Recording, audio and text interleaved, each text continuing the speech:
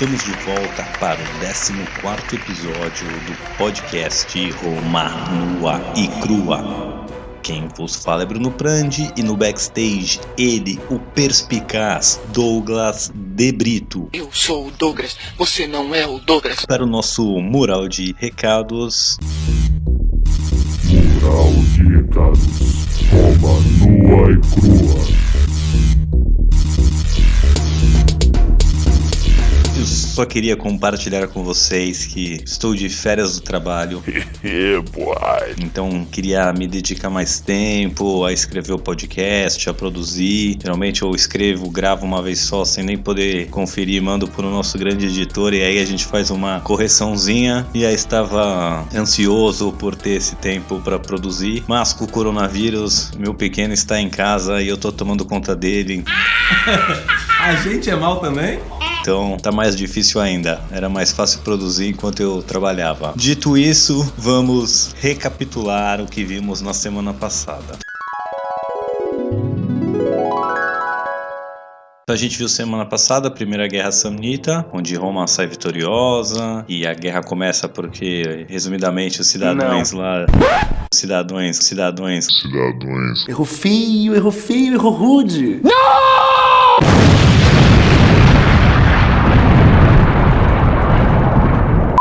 Da região de campanha se entregam aos romanos, por livre e espontânea vontade decidem se tornar súditos de Roma e eles estavam em guerra com os samnitas. Roma entra nessa guerra agora que essas terras pertencem a ele, consegue dar um pau nos sanitas, eles acertam uns tratados de paz, porém o pessoal de campanha, que era a região da onde começou a guerra com os samnitas, continua a luta. Os samnitas apelam para os romanos para que eles parem e eles param. O mesmo acontece com os latinos. O pessoal de Sâmia fala, pô, romanos, a gente já assinou um tratado de paz, aí que os latinos, né, estão me atacando aí? Eles são teus pau mandado? E os Roma falam, não, eles são independentes para tomarem suas campanhas militares aí, tocarem suas campanhas militares. Aí o pessoal de Latina, né, Roma queria continuar lutando sem estar lutando, inventar uma desculpa legal para continuar atacando Sâmia, só que os latinos levam essa desculpa a sério demais, pensam, se o Roma não tem autoridade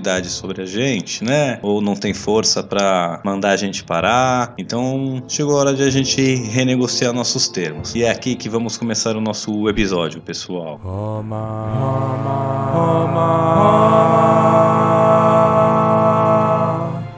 Roma nua e crua. Então, como vimos, a guerra dos samnitas imediatamente gera uma tensão com os latinos, que estão em busca de mais direitos, de igualdade dentro dos termos que eles têm com Roma. Então eles reúnem o exército e resolvem mandar uma comitiva para renegociar esses termos que eles têm, lá para trocar uma ideia com os senadores romanos, ver o que eles achavam. Então essa comitiva latina chega no Senado e fala, ô, seus senadores, a gente vai pra guerra, a gente manda o mesmo número de soldados que Roma manda, só que no final 90% aí dos espólios, o que a gente consegue roubar com vocês, a gente fica só com 10%. A gente queria dividir isso aí mais igual, tá ligado? E tem uma parada também, a gente queria que um dos cônsules de cada ano fosse um romano e outro viesse das comunidades latinas, tá ligado? Pra mostrar que nós é tipo lado a lado, sem essa de um querer ser maior que o outro. E o que vocês acham aí? O Senado quase riu.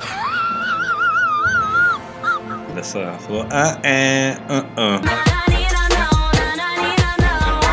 Nem precisou pensar, falou, vocês estão loucos, cara. Como assim? Direitos iguais com Roma? Vocês são apenas latinos? Você não viu como o Trump trata vocês? We're going to build a wall. Como é que vocês vão querer ser iguais a nós? Que audácia é essa? E nessa, os romanos, tanto os patrícios quanto os plebeus estavam unidos. Afinal, fazia pouco mais de 2 anos que mudou a lei para cônsul ter que ser plebeu. Então agora que os plebeus têm um cônsul deles, eles não queriam dividir com os latinos. E os patrícios tinham acabado de perder um consulado, né, um dos cônsules do ano para ser plebeu, antes eram os 2 patrícios. Então eles estavam bem unidos e deram um sonoro não para essa demanda latina.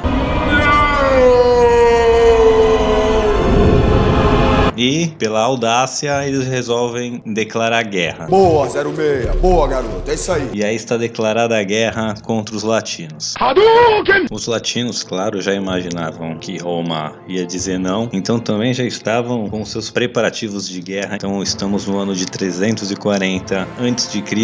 e os cônsules para aquele ano eram Tito Manlio Tarquato, vamos chamar ele de Manlio porque ele tem um filho Tito que vai entrar na história, e o outro foi um dos heróis da semana passada, aquele que ganhou a coroa de grama, o Décio Públio. Vai começar essa guerra, mas essa guerra, o que eu posso dizer também pra gente, antes de entrar na treta em si, vamos lembrar que os romanos já tinham vencido uma guerra contra os latinos, quando eles expulsam lá uma invasão etrusca, depois os latinos se voltam contra os romanos, e foi a Batalha do Lago Regilo, isso faziam 150 anos. E agora, essa confederação latina, assim, dessas cidades latinas, está se voltando de novo a eles, mas já há 150 anos que eles lutam juntos, então as táticas são iguais, os soldados, o material, é tudo igual, era basicamente dois exércitos iguaizinhos lutando, até em questão de número, muito parecido, falavam a mesma língua, rezavam para os mesmos deuses, os dois exércitos lutavam ainda como falanges gregas, né, que é aquela que você faz um bloco de pessoas, tenta ter mais um bloco atrás, com lança, e vai todo mundo se espetando, era mais ou menos essas brigas. Vamos ter um episódio sobre o exército semana que vem, mas eles eram um sistema de falange grego, então como referência, quem já viu o filme 300 lá, que você vê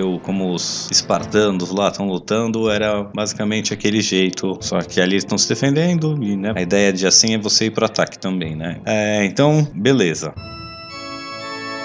Facciamo os nomes ingresso e Bruno Prandi Podcast Roma nua e crua.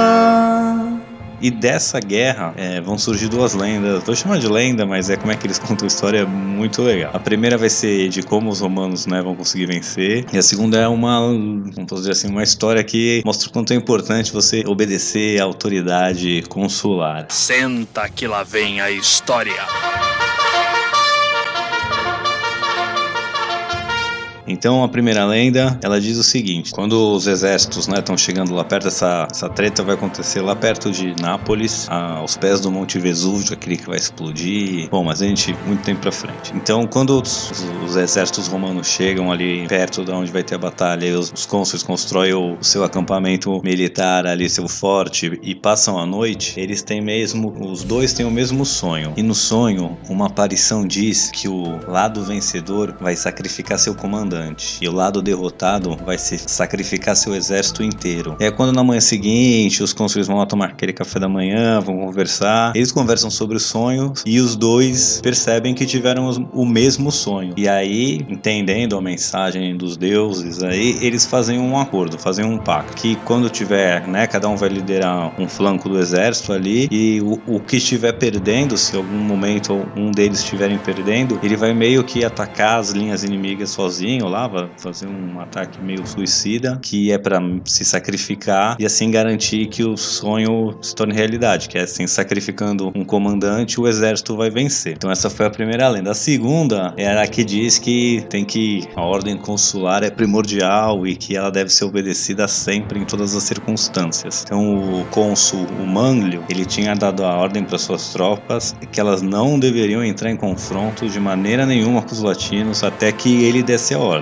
Ele queria o quê? Que a batalha começasse no local que ele escolheu, na hora que ele escolheu, da maneira que ele escolheu, e não que a batalha começasse a partir de uma confusão tangente. E aí o problema vai surgir com o filho dele, com o Tito. Por quê? Ele estava com um destacamento de cavalaria, tipo, fazendo patrulha, e eles encontram um grupo de latinos também, fazendo patrulha. E aí um dos latinos começa a desafiar Tito, que era o filho do cônsul Manlio, para um combate mano a mano, e o Tito evita porque ele tem ordem de não entrar em combate de maneira alguma. Só que aí os latinos começam a ficar, né, tirando ele, chamando de mariquinha, fazendo bullying, imitando galinha, falando que era covarde, e todos os nomes que vocês possam imaginar. Francisco, Antônio, João, Carlos, Xavier, de Paula, Miguel. Então começa a xingar, tirar uma onda, aí ele não se aguenta. Ele vai pro pau, então vem. E vai lá e executa o latino, o fanfarrão, domina as coisas uns deles. E aí quando ele chega no acampamento de volta, com os espólios ali que eles roubaram do latino, o exército faz uma festa, né? Começa a meio que ovacionar ele. Só que quando ele percebe, tudo para quando o Manlio, o pai dele, tá olhando com olhos de fúria mesmo. O Manlio então manda prender seu filho e aí dá um breve discurso. Eu vou parafrasear aqui, mas ele diz algo assim: Família será dilacerada pela punição que darei hoje, mas ainda assim é melhor que ver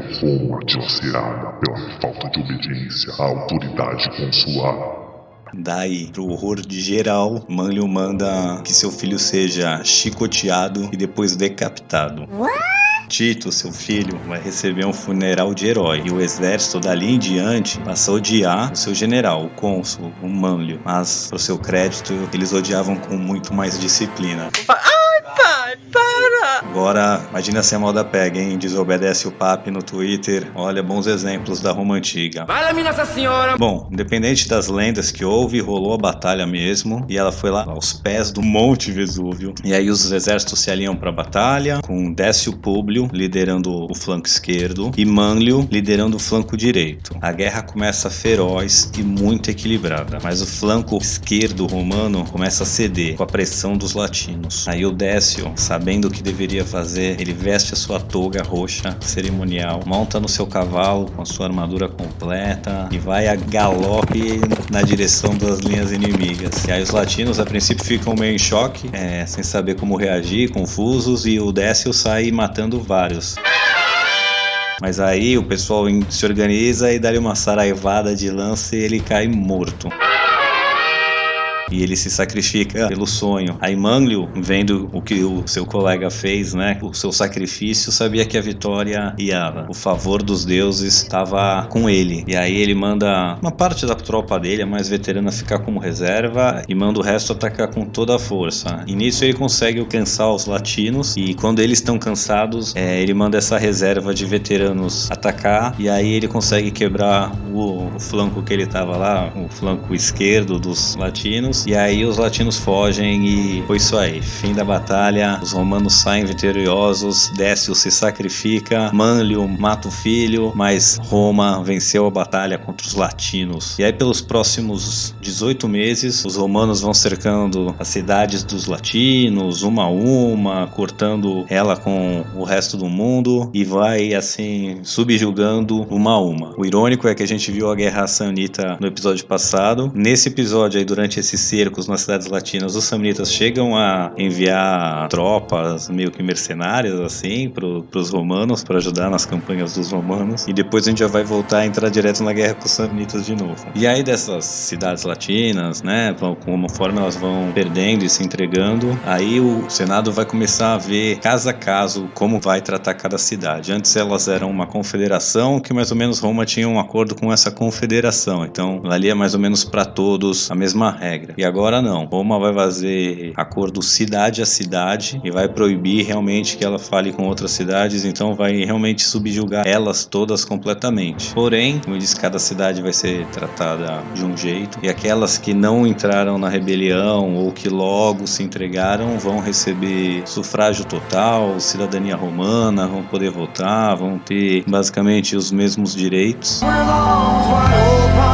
As que resistiram menos e pouca, eles não vão ter cidadania completa, mas eles ainda vão ter direitos de casamento, direito de comércio, só não vão poder votar, né? Vai ser um degrau abaixo, digamos. E as que resistiram até o fim vão ser completamente dominadas e virar colônia romana. Isso quer dizer que, bom, toda a liderança da cidade, toda a nobreza da outra cidade, eles vão matar todos e mandar um cidadão romano pra lá. Então, realmente vai colonizar 100% essas terras assim. E aí esse jeito, esse modus operandi aí de como Roma lidou com as cidades latinas vai ser basicamente a toada de Roma por toda a sua expansão. Aqueles que resistem pouco são recebidos de braços abertos na República, no Império, enquanto os que resistem são riscados do mapa. Então a gente vai ver isso basicamente episódio a episódio daqui por diante. No voy a registrarti a Roma no crua. te farei uma oferta irrecusável. E então é aqui que a gente vai acabar nosso episódio hoje, com a Guerra Latina e com os latinos sendo subjugados por Roma. Então logo começa a Segunda Guerra Samnita, e aí já é uma guerra muito maior, que já vai envolver quase todo mundo da região, e vai pôr Roma nesse projeto de expansão aí, que vai começar dominando a Itália, depois Cartago, depois a Grécia, depois a França, e não vai parar por muito tempo de sair conquistando tudo. E aí é nessa Guerra Samnita que a Roma reforma o seu exército, que vai sair desse sistema de falange grego e vai passar para o sistema manipular. E aí eu vou fazer um episódio, o meu próximo episódio, que eu esperava estar com tempo de preparar bem legal, vai ficar para a próxima semana. Com o coronavírus e ter que cuidar do meu filho, então não vou ter esse tempo de preparação todo, vou ter o tempo de sempre. Mas é isso aí, espero que vocês estejam gostando, vou fazer o melhor que eu puder. Vai ser bem importante entender agora o que acontece com a máquina de guerra romana para sair atropelando e passando rolo compressor por cima de todo mundo. Então é isso aí, fica com a gente, esse episódio é um pouquinho mais curto, e semana que vem a gente vai falar das legiões romanas e como é que elas evoluem, beleza? Um abraço e até! Ainda estão aqui? Já acabou. Vão pra casa. Ah, claro, vocês estão esperando que eu conclua o episódio. Pois muito bem. Este episódio foi escrito e apresentado por Bruno Prandi e editado por Douglas de Brito, este que vos fala.